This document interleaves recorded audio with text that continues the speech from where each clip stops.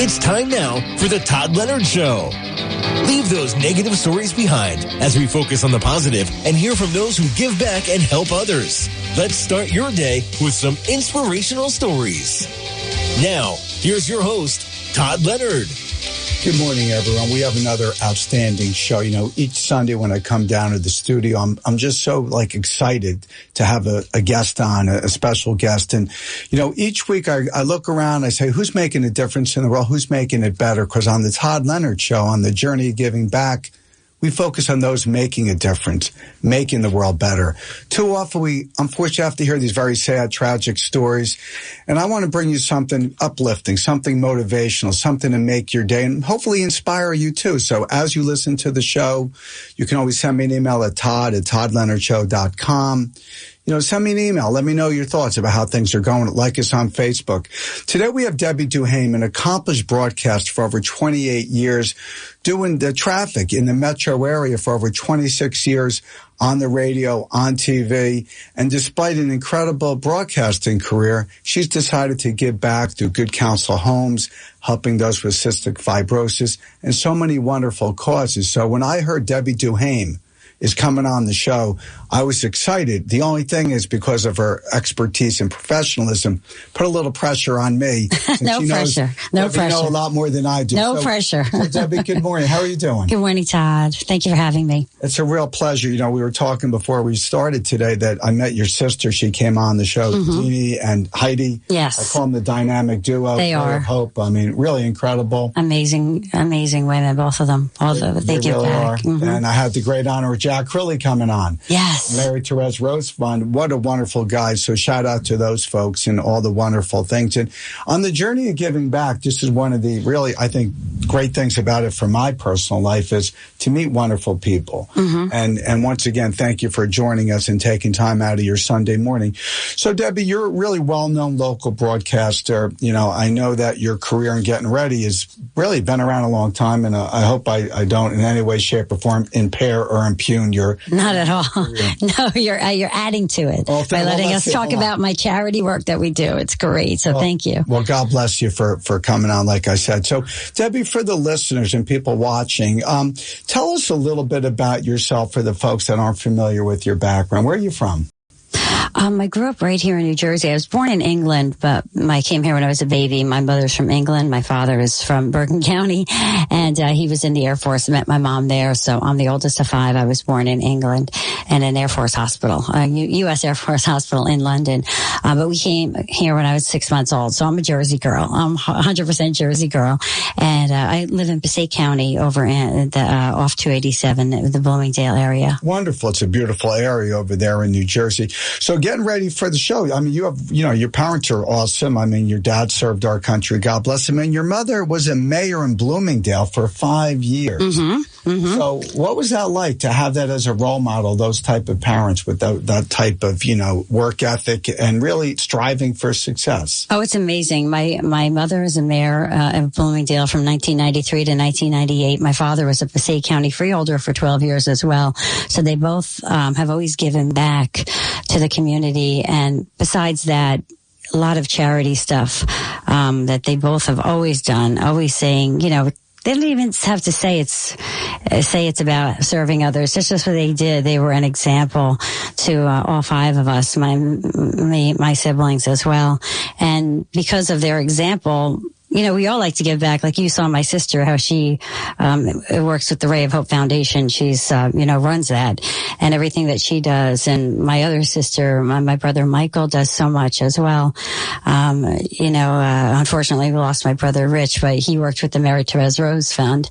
And it's just amazing, but when you have parents like that, children learn what they live, and that's what they see. And then you just automatically kind of, do that. You want to give back, That's incredible. And that's the reason why I love doing the show, is it puts the spotlight on those making a difference, making the world better. One of the things in life is obviously we're all on a journey. I love saying the journey because we really are on a journey, and everything that you do in your life impacts it. With your upbringing, you're the oldest of five. So, I have two brothers. I'm the oldest, and that certainly is a certain dynamic. So you have, I think, more pressure. What was your perspective being the oldest? I guess it was more, I was very shy and, kind of have to break in, be the first one to go to the schools, going to high school. I remember being so nervous because I didn't have an older sibling to like kind of be there for that security. So you had to be the first one. And I just remember being extremely shy, all through school But then again, I had my siblings and I had that security blanket and I got home and, you kind of had all that love behind you. So you had that security because you always knew you had all of that love. But, being the oldest as I've grown older is kind of like, it's almost like a responsibility. You're kind of looking out for the family, right? And also kind of trying to be an example too. So. Interesting. So you mentioned you were shy. A lot of people grow up are shy and, it's pretty incredible. Then you went from being a shy young girl. Now you're very accomplished on the air often. How did you overcome being so shy and then going into the broadcast industry? I think, in high school, I was in all the plays. I still loved being, performing. I was in The Wizard of Oz. I was in several different shows I went to DePaul Catholic High School in Wayne and I had great productions when I loved it. I think I just absolutely loved being on stage. It was just so wonderful. And so that was part of what was bringing me out of my shell a little bit. And then, I got into sales when I was in my early 20s after I had my son. And I took a course called the Dale Carnegie course. And it really helps you, it really helped me a lot in gaining confidence. Interesting. So I think that really helped. In high school, what role in The Wizard of Oz? Oh, I was just in the chorus. I was a munchkin singing. He's on down the road. Wow, I wasn't one of the stars. I was always like, in the chorus and in the background, but I loved it. I don't think I was confident enough to try out for a lead at that point, but I really I just had so much fun with it. Like just being part of the production. It was great. Yeah. So Dale Carnegie, that helped me a lot with confidence, being a shy person. And then you have to go up and make speeches in front of the class and, just on different life experiences. And I think that kind of brought me out of my shell too. That helped a lot. And I guess it's just a natural thing. When you get older, you get more confident and you're just like, okay, this is me and this is who I am. And you don't worry so much. I think when you're a teenager, you're just more shy naturally because you don't have as much confidence yet, and at least I didn't. Some teenagers do. I didn't. Debbie, though, for the listeners, we all go through this sometimes where we kind of worry about what other people are going to think or how we're going to act or, if we're good enough or should we try? And like you touched on, as you get older, you should have enough maturity to say, look, it doesn't really matter what other people say. I'm going to do what I think is best for myself, right? Yeah. And I think you just naturally come out of that shyness as you get older and get more confidence with, who you are, You definitely came out of it. So let's talk about, broadcasting, because everybody has a different, career, a different way to pay the bills, whatever fulfills them, inside, whatever they think it makes the most sense for them and their families. How'd you get involved in broadcasting? Well, I was first in sales with our family company. When I was 20, I started selling in the beauty industry because we have a beauty supply. And I was always selling. I had my son young, so I was, working and supporting him and, trying to be the best mom I could be.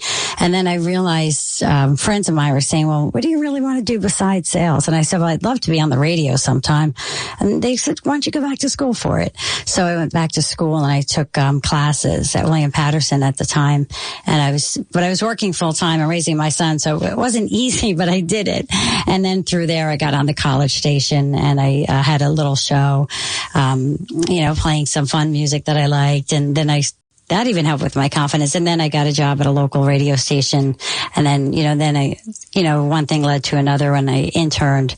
And then I met Joe Nolan from the traffic center, and how I ended up in the traffic world was after that. But first I did some local radio and some local cable television. And then I went into the traffic world. Yeah. I could see you love music. Our engineer, MK was bopping along there in the studio. Yes. And I saw Rockin' Robin. I'm dancing. Rockin' Robin. Yeah. Oh yeah. I love it. You sound a lot better than I would. I don't want to scare the people watching or listening. But, in terms of the career, so you started out very humbly in, some local stations. Yeah, you have to in broadcasting. People don't realize that, you don't just all of a sudden go in and you're on Channel 7 Eyewitness News. You have to, as they say, pay your dues, and you have to even when I speak at a lot of career days, I'm going to be speaking at Passaic High School coming up for their career day. And I always say, you have to be patient, and it's stepping stones and it's little steps. And, don't get frustrated around this step, because you'll get to the next step and you'll get to the step after that. But it takes time. Nobody all of a sudden just, in 1 year makes it to their destination. Well, some people may, but most people, you have to take that little journey. And that's all part of learning and growing. And, so I found that I learned so much when I was working at a local station in Pompton Lakes, and then I had a cable show over in Nutley, New Jersey at a local cable station, and I learned so much while I was going back to school and then working part-time at those stations. So you're learning as you're going through your journey to get to your destination, but I think that, that's all part of who your ultimate destination, Did you ever get, Deb, you ever get discouraged because you weren't moving up the ladder fast enough at all in your early career? Not really, because I loved every second of it. I loved every second of where I was. I loved being on local radio. I loved doing my little cable show. I'd interview doctors, and then I interviewed politicians, and then I worked with Cablevision in Oakland. I had a political show there and interviewed, it was called Meet the Leaders, and I interviewed all the local legislators, assemblymen, mayors, and I loved every second of it, and I was doing it all part-time while working full-time in sales. So it was all part of the journey. And then I was working in traffic, and I still kept the cable show too. So I think the hard part was when I started doing traffic, you don't get on the air right away, and I was anxious to get on the air. But then I realized I have to produce first. I have to fly in our little plane because they needed me to on the afternoons. You have to pay your dues, like I said, and I had to learn the whole traffic world. I had to learn how to produce first in order to be on the air and learn the roads, the way I was supposed to learn them. You can't just go on and read it. You really have to know it.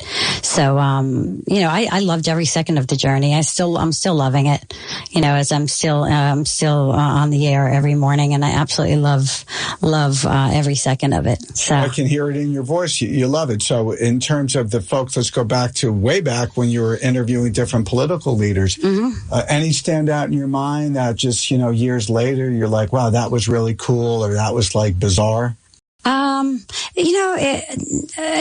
think it was just overall. It wasn't anybody specific. It was just getting to know all of the local leaders, and and how they are working so hard to really do what's right for their constituents. And we would do shows out of the State House in Trenton a lot. Like once a year, we'd go down to Trenton, then we'd be in Atlantic City at the convention center once a year for the League of Municipalities, and we'd do the show live from there. So it was just great, just interviewing all of the local leaders and everything that and just getting the word out about the bills they were working on, and and all of their accomplishments. So Senator Bramnick, I interviewed him. Just there's the list is actually is there's just so many, but like I said, the overall theme of all of them was that the good they're trying to do for the state of New Jersey, which I really admire. Yeah, no question about it. I think the public has to realize the public officials, folks, are really putting the time in to really make our society better. I was researching, and I understand when you first went up in a small little plane in the beginning of your broadcasting career. What was that? What happened the first time you went up in the air? Oh, yeah. Well, so like I said, when I was first with the Total Traffic Company, I had to produce on weekends, so I was producing, and then they said, we need somebody to go into, it was called Air North at the time, out of Caldwell Airport.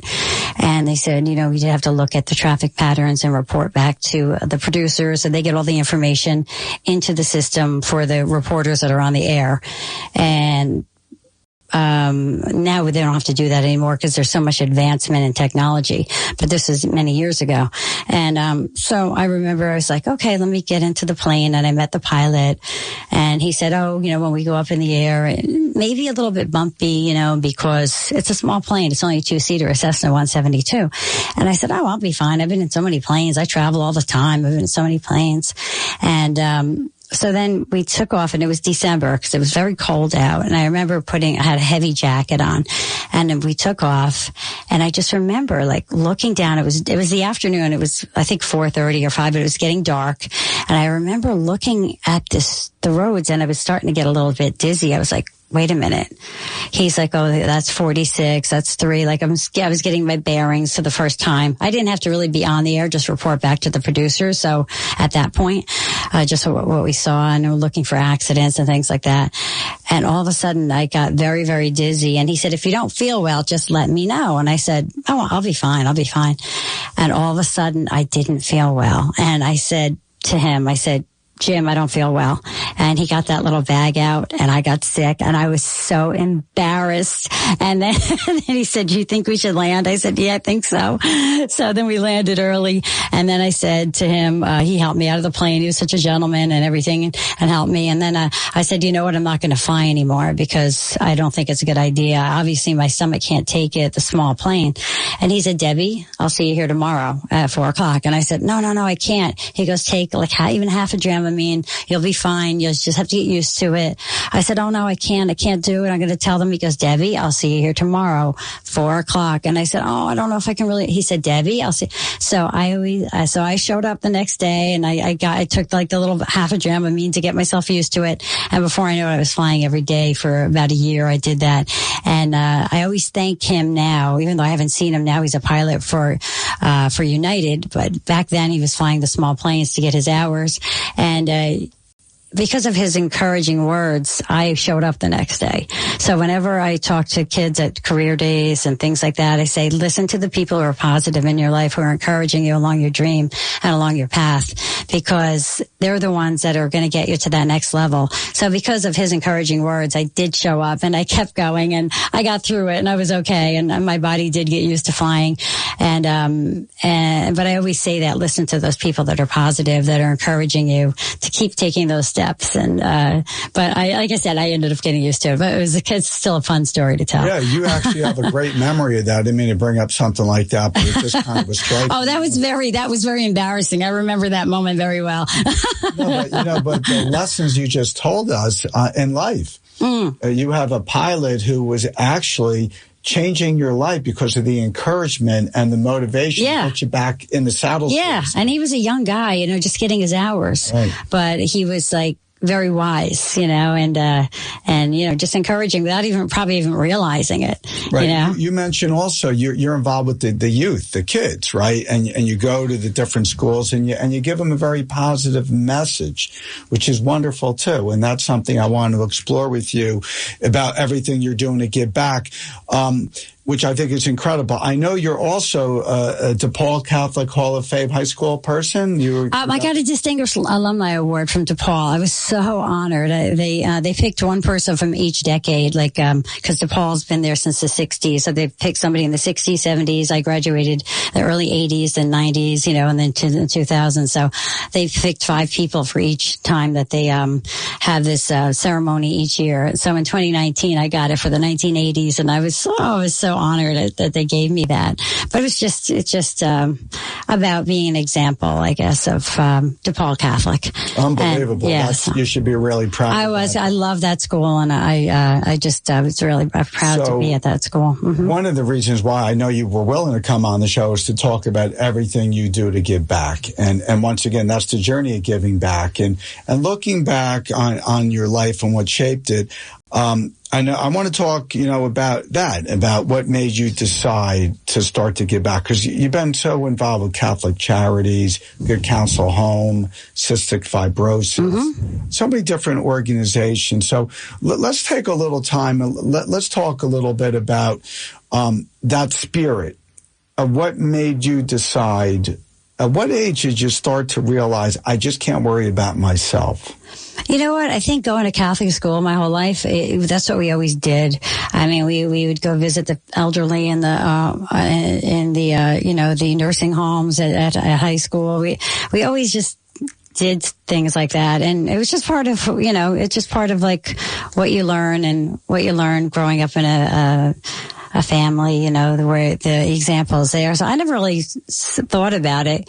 It just kind of just happens naturally. And I think so many people, everybody gives back in their own way. They may be just looking out for their next door neighbor. Like maybe they can't go out to events but looking out for like an elderly neighbor, when it snows, going to shovel their walkway. There are so many little things that so many people do to give back in their own way. So, I think pretty much most people do that without even realizing it. But I got involved with Good Counsel Homes. I had my son quite young, and then, you know, I was lucky to have this great family and a great network to kind of like help me.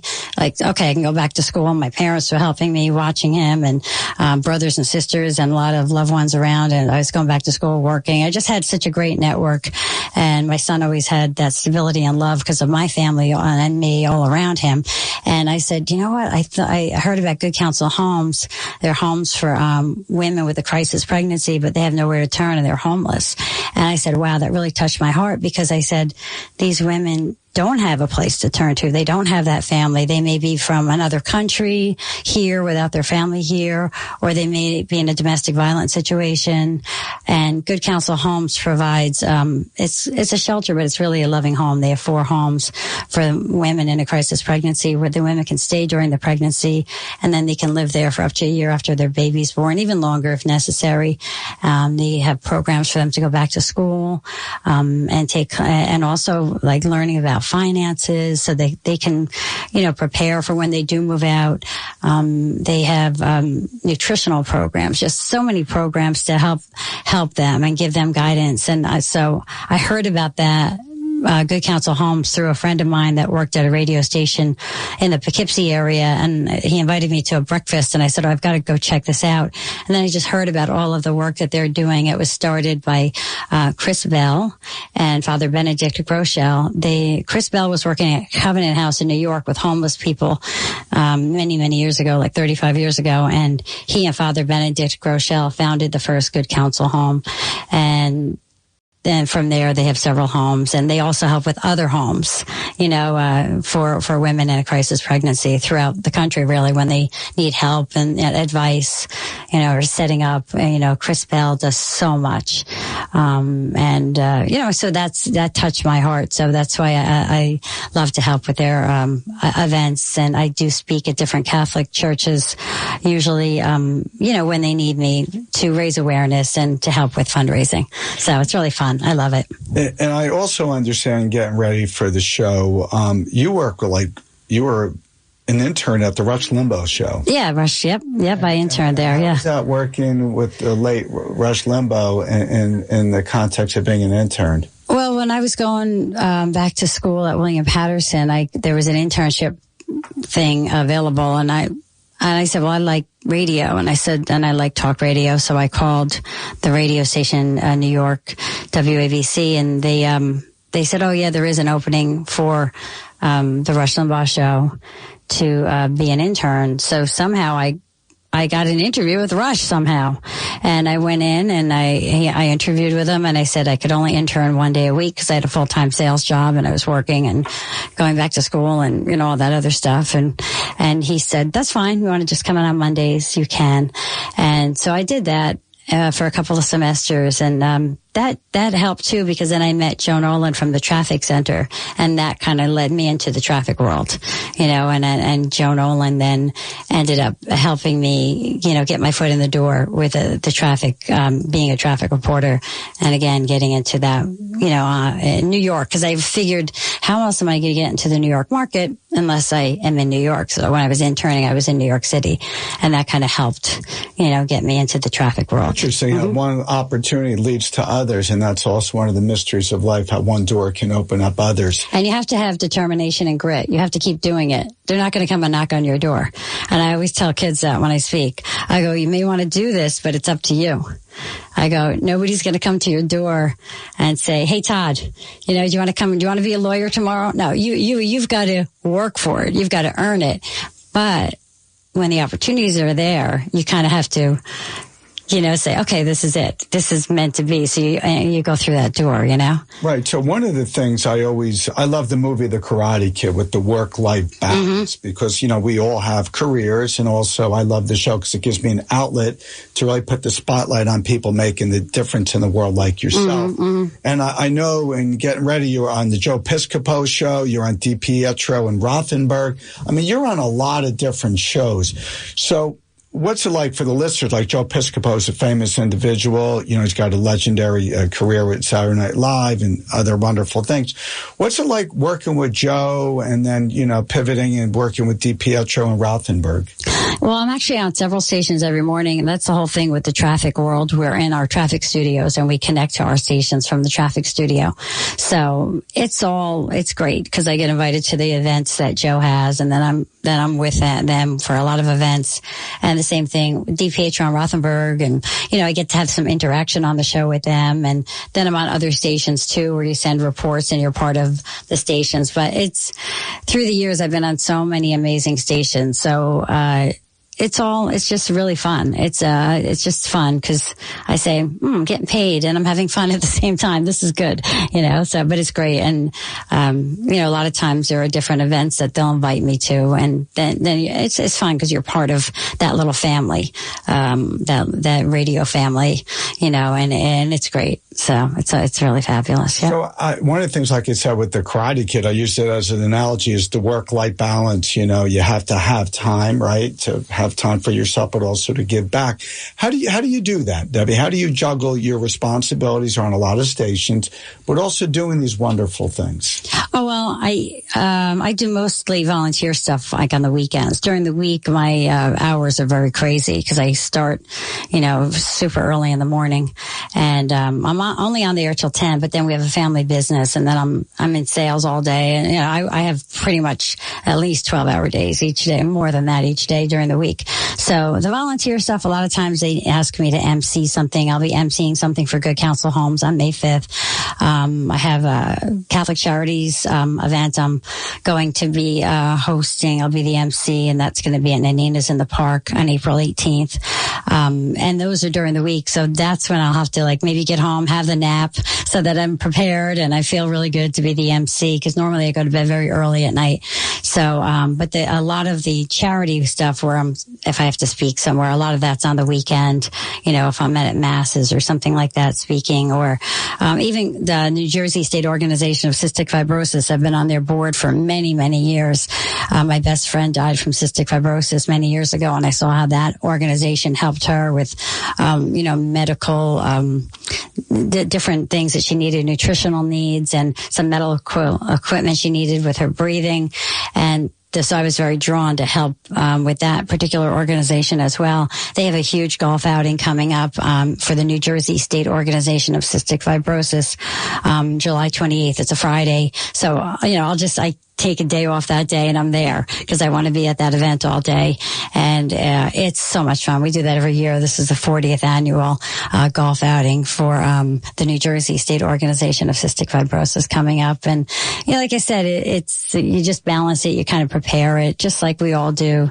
If there's a special event coming up, you kind of put it on your calendar, and that day you're gonna have to take a step back from maybe my work responsibilities, and then you jump in and help with the charity stuff. It's pretty incredible. Your schedule, you're making me feel lazy right now, Debbie. So we're going to take a short break and be back in 30 seconds with Debbie DuHaime.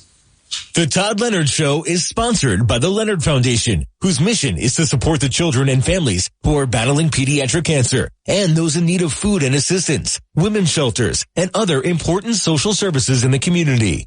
They also proudly support those fighting pancreatic cancer.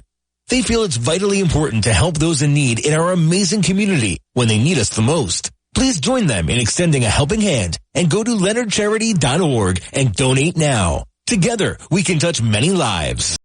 Welcome back with Debbie DuHaime. I was just joking a little bit. I mean, I'd like to work out, get up early, but, you make me look like an amateur. So your schedule, I mean, you literally, because you're on the air so early in the morning every day, you're up early. You're up at 3 o'clock in the morning? I'm up by 3:30, 3:45 most days. Yeah. That's pretty rigorous. And, because of your schedule. you do go to bed early. I always joke with people, but I find I'm the most productive when I wake up really early and just get to it. Yeah. I might get tired later in the day, but you accomplish so much more than just sleeping in. So I think that's a wonderful, work ethic to do that. We were talking, off the air, just taking the break. I did lose my dad to pancreatic cancer. And I know in life, my dad was my hero. I mean, he's a wonderful person, and my late mom as well. I'm just so blessed in so many ways. But, I know that you've gone through some adversity. I know you mentioned you lost a dear friend, I believe, at age 23 to cystic fibrosis, which obviously would change your life in, I'm sure, many ways. And you sadly lost your brother very recently, really. So, life's mysteries with that.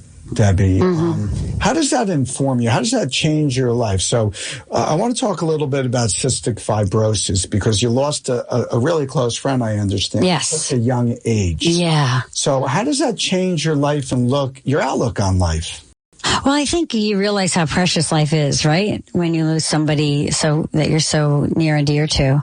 And, and when you see somebody you really care about suffer, and you see people stepping up to help, like I saw the New Jersey State Organization of Cystic Fibrosis and how they helped her so much through her struggles. But I think that of course, it opens your heart up to wanting to help others that are going through that struggle. And I'm sure that's why you're involved with pancreatic cancer. And, I think we're all called to something. And it's not about us. It's about others and how we can kind of help ease their journey a little bit, Well, that's a beautiful thing to help out and understand. I mean, because you lost a dear friend at such a young age, and it is the fragility of life. And as we all get older, we start to understand more and more. You can't take things for granted. And one of the reasons why, once again, I love the show is we should focus on good things. Yes. As opposed to some of the negative news out there. I mean, I know you're in the news industry. You do an incredible job with traffic and obviously being on the air for so many years. But also, the stories, for whatever reason, we don't get a lot of proper coverage for wonderful things going on. And I do agree with you, Debbie. A little thing in life can make a big difference. I had the D'Amicos on. I always talk about them, and they lost their son tragically in a boating accident. He was only 10. Heartbreaking. Beyond a heartbreak. God forbid, I'd never want to understand what that's like. But wonderful people in the sense they were able to pull themselves together and lift themselves up and the community. It's amazing. But the kindness, just a little gesture. You do more than just a little gesture. I mean, you're doing a lot. But I agree with you. A little thing can make a big difference in someone's life. It's pretty incredible. And sometimes you don't know what someone needs, that little positive note or that little uplifting message. So in your religion, I know religion is really important to you, and the concept of helping others.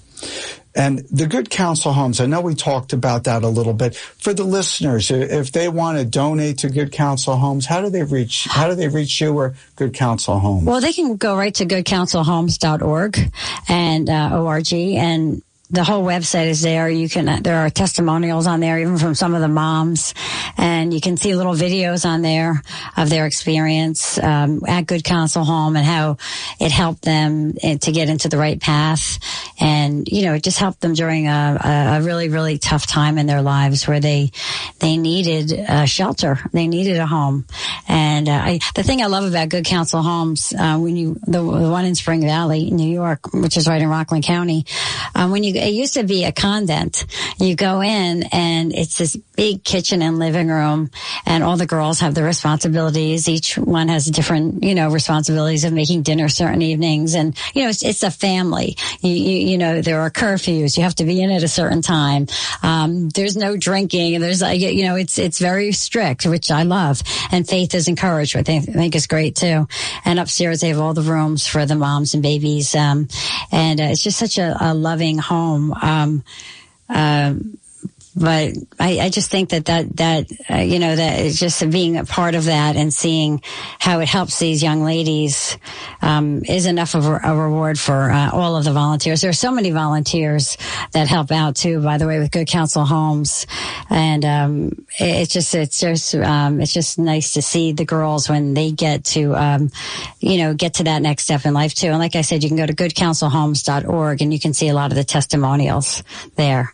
Right. You know, Debbie, you talk about volunteerism, and I think that's really important. There's so many different ways to volunteer, whatever you're into. And I know we were talking before we started this morning about basketball. I know you're, obviously knowledgeable about, right now we're in March Madness, but I have to give a special shout out. I have some great friends, coach Special Olympics basketball. Wow. Right down in Wildwood, there's 4 teams, Motown Magic. Yeah. Love that name. Yeah, they're great. And Craig Lombardi, Sweet Lou Ferraro. Great. Tom Abezia. These are wonderful guys. And I was so privileged to work with them or volunteer for many years. Right. Olympics, but volunteerism is so important to me because I know what a difference it can make in not just helping the community, but helping, yourself. And you talk about the volunteers you've come in contact with because you're a volunteer also. What's it like when you see folks coming, pulling together towards a common goal and to help others? What's that like? Well, like you said, you end up getting the benefit of it, right? As a volunteer, you feel so good when you're helping others. And when you see all these other volunteers doing the same thing as you, wanting to help, it's so nice to meet people that are all kind of get it. Like this is something that, it's going to lift other people up, but it's also lifting yourself up, right? In a way. So, but it's great when you see the other volunteers that are wanting to help out. And, when I speak at sometimes different masses and people come up to me and they want to help. Oh, what can I do? Can I volunteer? Can I go into the homes and do something, to help the young ladies out? And then I give them the number because I'm just a volunteer. I don't work for the Good Counsel Homes. I'm a volunteer. And I say, you can call and we could see what we could set up. We had a parish that, that got very involved, helping and it's just nice because you see people wanting to give back. It's just fantastic. Well, that's exactly why I think I love doing the show again is because it's really putting the focus and the spotlight on wonderful things, good things, not the negative, but the positive in life. I think we all need to know that. There's a lot of wonderful people out there making a difference. And also for the listeners, there's so many things, once again, you can be involved in. I know you talk about, religion and obviously a mentorship and helping others and being a role model. And you mentioned a little earlier about you go into schools and you provide messages that are uplifting, positive messages. And how is that received? I mean, when you go into these schools, what's it like to talk to the kids? Well, the great thing is that there are so many, the career days, even in my town in Bloomingdale, the Walter T. Bergen School, they have a really great career day every year. And there are so many different, people coming in from different professions and speaking to the kids. And I just think it's great because the kids get to see a perspective of so many different people that are, the different careers and, how people got to their particular goal. And, it's great for the kids because they're being exposed to so much. So it's it's kind of about achieving your goals and having that drive because you want everyone to succeed, right? We want everyone to succeed, and whatever they're choosing to do in life. So, so it's really nice to see the response from the kids because they always have questions. They're raising their hands, they're asking questions. And, it's great because when they're motivated and excited, that means they're going to bring that into, their dreams, and they're trying to fulfill their dreams. And that's the wonderful thing about what you're doing, Debbie, is you're putting that fire in someone to achieve their goals and a shoot for the stars. And I think that's a beautiful thing to give that uplifting message. I also help with a National Career Institute over in East Orange in Jersey City, and they have a program for basically kids who maybe didn't go to college, but they want to have a career, and they have these unbelievable programs where they can graduate from. One is in construction for young men that want to learn electrical work and things like that. That's in the Jersey City building. And then there's one in East Orange for medical. And so the girls can learn all about the medical field, girls or guys for each one, obviously. And they graduate with this certification so that they can be in the medical field. They can be in the construction field with this amazing knowledge that they learn through National Career Institute. And Dr. George Blunt runs that. And I met him many, many years ago. So I'm also a board member there. And I love seeing these young people that maybe they needed a little direction and maybe college wasn't for them, but they needed a career. And we have the graduation for them each year as well. And just to see their sense of accomplishment when they get their certification, and you know, we encourage them, listen, this is great. You can go into your field now and you get a great job and you're going to succeed. And if you want to go back to community college, do it. You know, if you want to keep getting a little bit more education, you could do that too. You could take what I did, one class a semester, or you can, and still work. And there, you can always keep accomplishing if you want to. And, but I love that there's a place like that too for some young people that maybe they need that particular guidance, because that's a better road for them. And I've heard from students who've graduated who've gone on to get amazing jobs through National Career Institute, and their careers have soared. And I just love that, because a lot of times they're kids from the inner city that sometimes they don't have the same opportunities as everybody else. And, you know, it just depends, you know, and it's just, that's really, really, really nice to see too, their accomplishments as well. Well, that's another amazing thing that you're involved in, Debbie. You know, I do believe everybody's going to run their own race and they have to do their own thing. College isn't for everyone. I think education's important. It is. It is. You're going to have to advance. You have to be knowledgeable and be able to talk to people. But also, everybody has a different gift in life. Yes. And I know, like, if you need an electrician, a plumber, someone to fix something, there's a real need for that. So there's definitely a worthy career to pursue if that's what you want to do. Mm-hmm. But everybody does have to take their own path. And you can make money at any of them. And so you can have a great career. It's all about, you know, having that passion for whatever you choose. No question. But you're giving these youngsters an opportunity and mentoring them, which is wonderful, and be able to lift them up as well. You're also involved with Nassen's Place, with the inner city kids with autism. How'd you get involved? I mean, there's so many things here. I got a whole list. You know what it is? You meet people and you just want to help because you see the great work that they're doing. My friend Nadine runs Nassen's Place, and she has a son with autism. And she's from the East Orange, Newark area, and she realized there weren't a lot of programs available for inner city kids with autism. And so she wanted to create some programs so that they would have different, like, swimming programs. They have movie days where the kids can go to a specific movie theater in Newark, and they have autism, so everybody understands that sometimes, you know, there may be behavior things going on, but they understand because it's part of that that specific day that they have for the kids each month at the theater.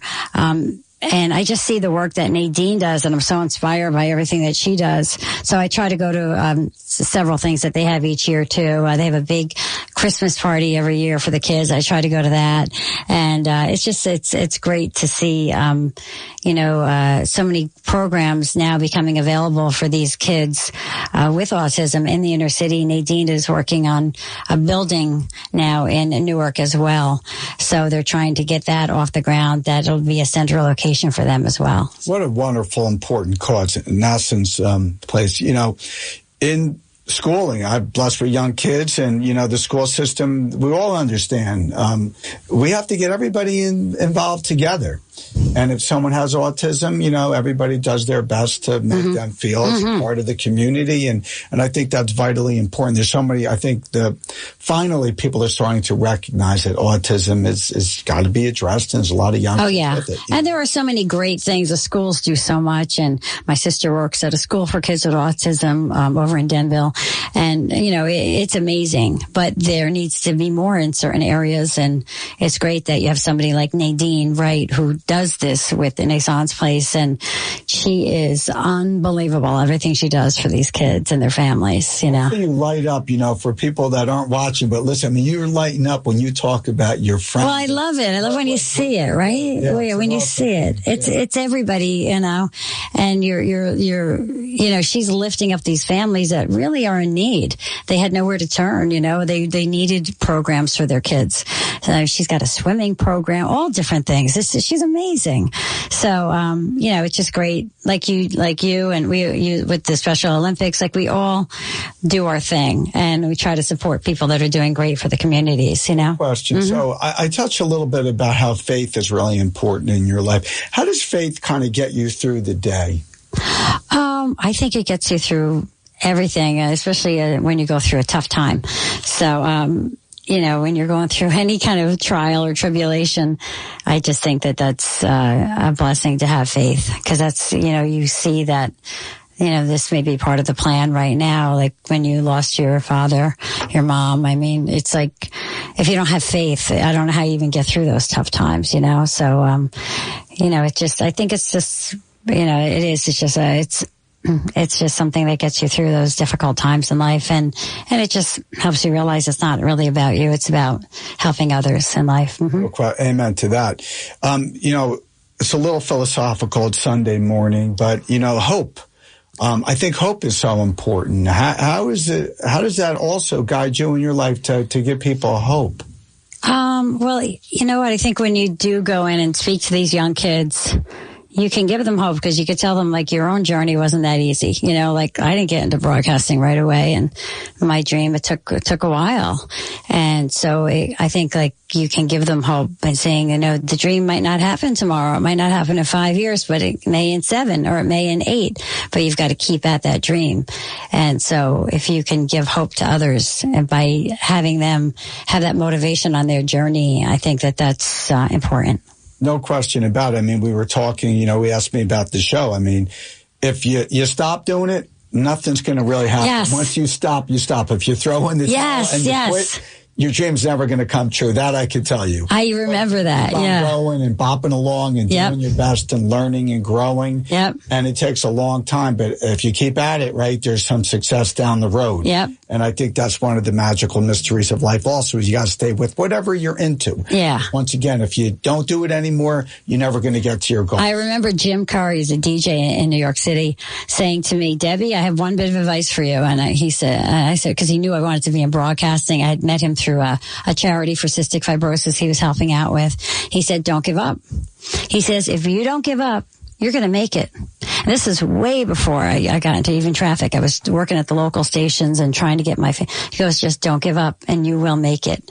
And it's true. If you don't give up, it's, you're going to make, whatever your destination is. Right. There's a late great basketball coach talking about March Madness, the late Jimmy Valvano. What a legend. Oh, yes. But his moniker was never give up. Never give up. Oh, yes. Yes. Amazing man. Yeah. But that's really helpful in life too, is don't quit. Keep on going. Keep on going. So on your journey, did you ever envision when you started in broadcasting 28 years ago, you'd be where you are today? I didn't really, I didn't really specifically see myself as a traffic reporter. I kind of like doing interviews and things like that, like what you're doing. I love doing that kind of stuff. And I was doing a lot of that with local stuff and news. And I didn't really know where the path was going to lead me at the time when I first started in broadcasting. But after I met Joe Nolan at that Christmas party, who was a traffic reporter when I was interning at WABC Radio New York, I'm like, traffic. It lit in my head. I said, that's something I can learn. I could get into the New York market. I'm going to call Joe Nolan. I'm going to ask Joe Nolan if if I can call him and discuss this with him. So I went up to and I always tell the kids this too when I speak at a career day. If you see somebody that you admire in a position and you think that that's somebody that may be able to give you a little stepping stone in your career, go and introduce yourself to them. That's when you can't be shy anymore, like I was. I said, nope, I'm going to go up. I see Joe Nolan over there. I'm going to go introduce myself. And I went up. I shook his hand. I said, hi, Joe. My name is Debbie. I'm interning right now. But I'd love to learn more about the traffic world. And, I see your success, and I'd love to, like, maybe come in for a tour and see if there are any openings in the future. And he said, sure, Debbie, call me Monday. And he was very, very nice. He goes, just call me Monday. He gave me his card. And I called him that Monday. This was a Christmas party, so it was maybe in December. And so I called him that Monday. And of course, it was the holidays. He said, Debbie, I'm really busy this week. Just call me next Monday. I said, okay, I'll call you next Monday. And then I called him the next Monday in January. He goes, Debbie, I'm really busy this week. You can't come in. Like, how about next Monday? Can you call me? And we'll set something up. All right.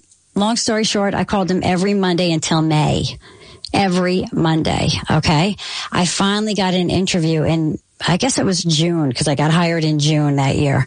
And he finally introduced me to the boss. He gave me the tour, and I was able to get interviewed by the bosses. He did set up the interview, and I got a part-time job in traffic as a producer on the weekends. And I love telling that story to kids. I said, don't give up on, somebody who said they're going to help you, because they do mean it. Sometimes they really are just busy, because people are busy. It's not that they're ignoring you. It's because he was so sincere when he was saying, call me next Monday. I'm like, okay, I will. And I kept calling. I said, you got to be persistent.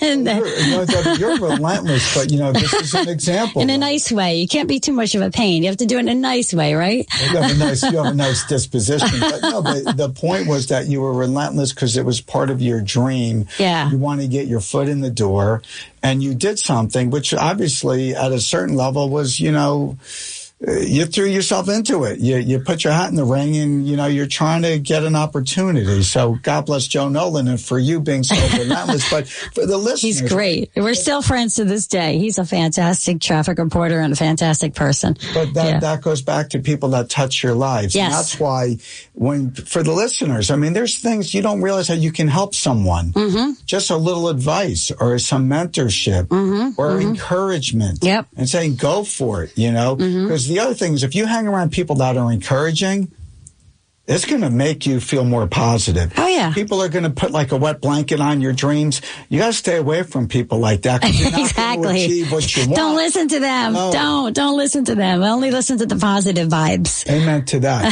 So, volunteerism in your overall life, another philosophical question.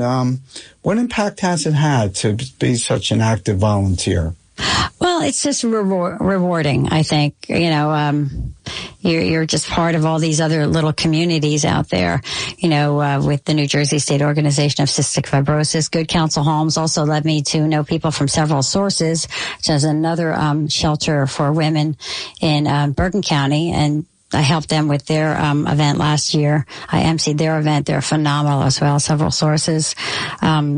Knowing about National Career Institute and Nason's Place, all these little communities of people that you get to know, and, going to the events and just being part of it. It's besides being rewarding, it's fun because you're with like-minded people, and it's kind of like, it's kind of like a social kind of a thing as well, because they're all becoming your friends.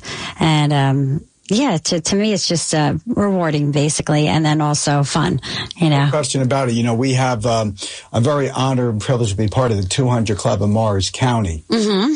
And it's a great bunch of people. Yes. Became great friends of mine. Yes. And we have a big awards dinner coming up April 27th for all the heroes in the community. Great. The first responders. We have the Valor and Meritorious Awards at the Birchwood Manor.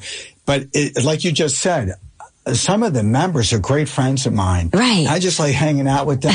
It's all different, backgrounds and personalities, yes. but it's the common goal of showing the love and support to the first responders. Mm-hmm, I think we need more of that too.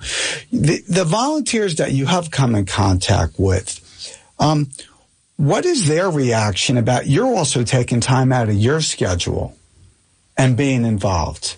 And you roll up your sleeves too, though, Debbie. You're in there. So what's that interrelationship like? Well, I just think it's like I said earlier, you all have that common goal. Assemblyman Giblin, who is an assemblyman here in New Jersey, he has the Giblin Association. I've been to many of their events too through the years. And he's an assemblyman. He's making laws and he's out there with the people, helping people. He is unbelievable and an unbelievable person. And he's running a whole association giving back.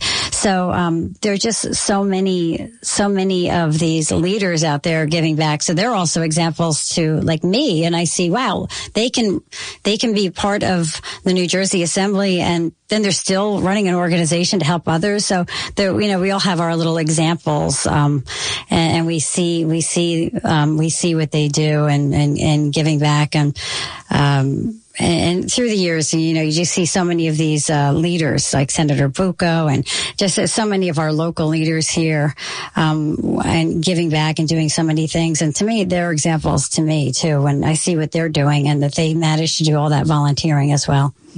Because I live in Morris County, I work in Morris County. I see, Senator Bucco doing his thing. Sheriff Gannon right here in Morris County. Mm-hmm. I always joke when I see the sheriff, he never stops. Doing so many wonderful things. I saw him speak recently. He's great. Yeah, great. this is an example of where public officials are still so engaged in the community. Mm-hmm, mm-hmm. Your goals. You have some goals for the future in your charitable endeavors, Debbie? Well, I'm just always helping, even in Rockaway. Rockaway Township has a great drug alliance. My friend Les runs that, and I try to help him every year where they speak to the 8th graders with their fantastic message of staying away from drugs and being aware of the dangers, especially now with all this fentanyl out here, and we see these young people dying. Just getting involved even more with that type of a message, because I see my friend Les Wexler, what he does in Rockaway. And to me, that's just such an unbelievable, important thing to get out to the young people about staying away from the drugs. And don't even try it. You don't know what's in that. It's, we see these stories of these people just dying and they try something and you don't know what's in that stuff, So to me, that's one of the goals. That's one of the messages that I feel really drawn to. We were just down at the LEAD conference, Law Enforcement Against Drugs down in Atlantic City. We were down there with the Piscopo Show Monday and Tuesday this week in Atlantic City. And again, they have this fantastic message as well, getting out to the schools, the message about staying away from drugs and just the awareness about all of the dangers that are out there right now. So I think that that's something that I'm kind of very drawn to. To get that message out there. Yeah, I remember when I was a young kid, they had that message, say no to drugs. Yes, and that was as simple as that. Yeah. If you don't mess with it, you're going to be all right. But people can make that one mistake, sadly, and lose their lives, and the whole family is devastated. The Rockaway Township Drug Alliance that I told you my friend Les is involved with, where we saw the sheriff speak, and we saw 2 people that overcame drug addiction. And it was so powerful, the message, and how they had to go to the rehab so many times, and they finally, were able to, get over that addiction. And so that's, I say, if you can save these kids from even trying it so they don't get into that to me would just be life-saving for so many families, because as we know, drug addiction affects the family too. It does. And in fact, it cuts across all walks of life, from the poorest to the wealthiest. Unfortunately, drugs are the scourge of our society. Before we have you go, Debbie, in like 30 seconds, you have any advice for the listeners about giving back, because we're on the journey of giving back?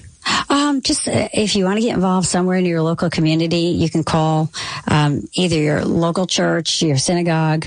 There are so many ways to give back, and so many people in need right in your own town. We wouldn't have to take a lot of your time, but even a little bit of time.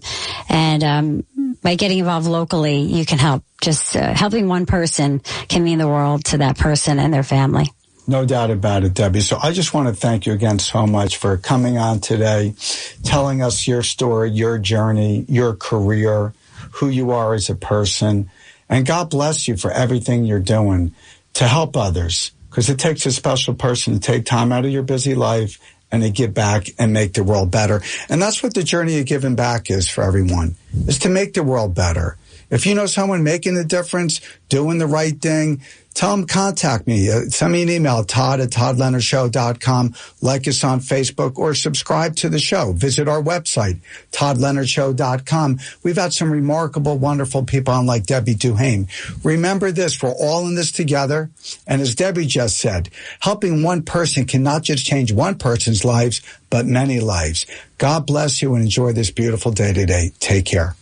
The Todd Leonard Show is sponsored by the Leonard Foundation, whose mission is to support the children and families who are battling pediatric cancer and those in need of food and assistance, women's shelters, and other important social services in the community.